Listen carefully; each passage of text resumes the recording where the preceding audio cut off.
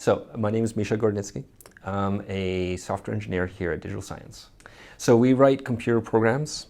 In my particular case, I'm writing a particular program which is a desktop application, and it's for one of the products here at Digital Science. Typical day for me involves sitting in front of the computer a whole lot.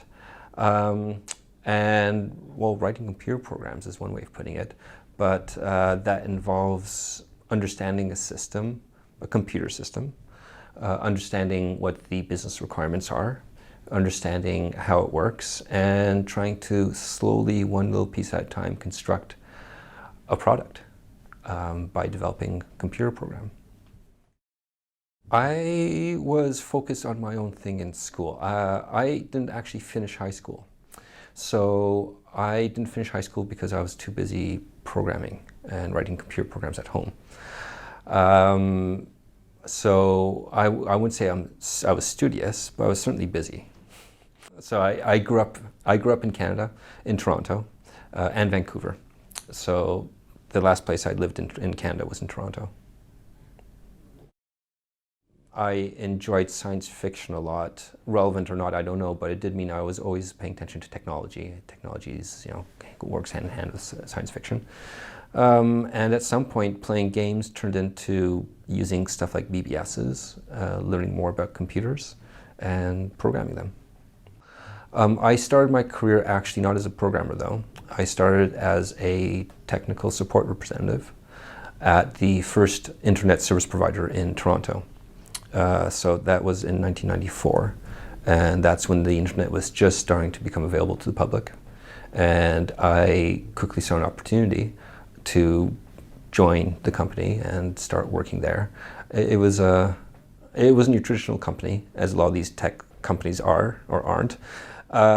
So it seemed like a really interesting place to be, and it seemed like a good opportunity. And I didn't actually know that I was going to be a computer programmer, even though that's what I wanted to do. I just knew that I wanted to continue working with technology, and I saw this opportunity, so I went for it. I quickly moved into system administration, taking care of the systems. Because I was a programmer on the side, in the sense, I taught myself how to program, and I was always interested in it. All the system administration I did was kind of heavy on the programming side. I tried to program wherever I could, script whatever I could, and that meant that I was improving my skills all the time with programming.